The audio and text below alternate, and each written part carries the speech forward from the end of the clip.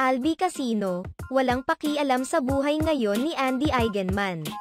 Ipinahayag ng aktor na si Albi Casino na ayaw niyang mag-aksaya ng oras para sa usapin tungkol sa kanyang ex-girlfriend na si Andy Eigenman. Sa isang panayam, iginiit ni Albi na ayaw na niyang na makakatrabaho muli si Andy kahit panapatawad na niya ito sa halos pagkasira ng kanyang career.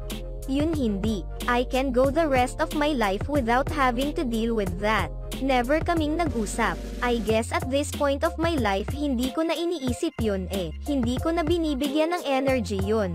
Pagpupunto ni Albi. Ipinunto rin ni Albi na hindi na siya tumitingin ng updates patungkol sa buhay ngayon ni Andy sa Siargao, lalong-lalo na sa buhay pag-ibig nito. Wala na rin umano siya pakialam kung ano man ang nangyayari ngayon sa buhay ng aktres at sa pamilya nito. I don't need to say it like this pero wala talaga kong pakialam eh.